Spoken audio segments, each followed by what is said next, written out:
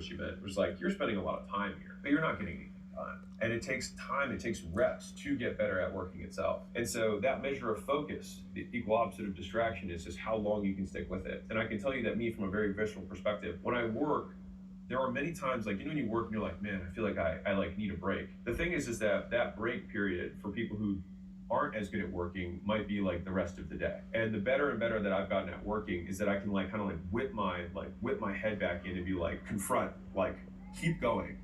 And I'm like, oh, all right, I'm gonna keep going. And then you kind of realize that there's like a 5 minute, sometimes 15-minute period where like your output slows a little bit, but then you catch the next draft and then you're in again. It's being able to whip yourself back in, and that muscle of doing that takes practice. And the only opportunity that you get to flex that muscle, to practice it, is to work yourself to the point of fatigue, to the point where distraction or respite or rest would be beneficial, or you feel like it's what you crave right now, and then being able to be like, no, I can power through this. And the thing is you can power through it.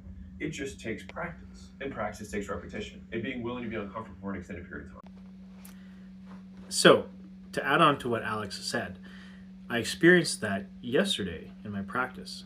It was 10:30 p.m. and I finished teaching at about 9 o'clock. I had some stuff to do, and I had to power through my practice. And there was a period where I was making 2 mistakes per minute for a few minutes, and I thought, okay, Carlo, you can push through this.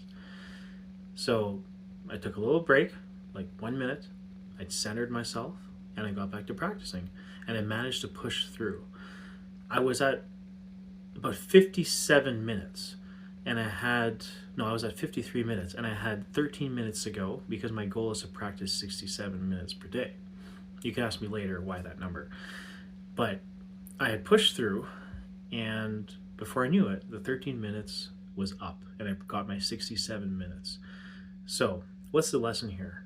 You become more resilient through practice, but you actually need to show up and practice. And I'm not talking about practicing the piano. I'm talking about practicing resilience and practicing having a gritty and a tough mindset. So I'm not advocating for practicing at night all the time, but what I'm saying is that when you need to get something done and you need to accomplish your goals, you can actually push through this discomfort. You can push through the fatigue.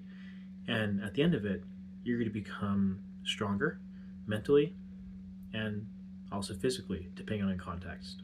Okay? There's your mindset for the day.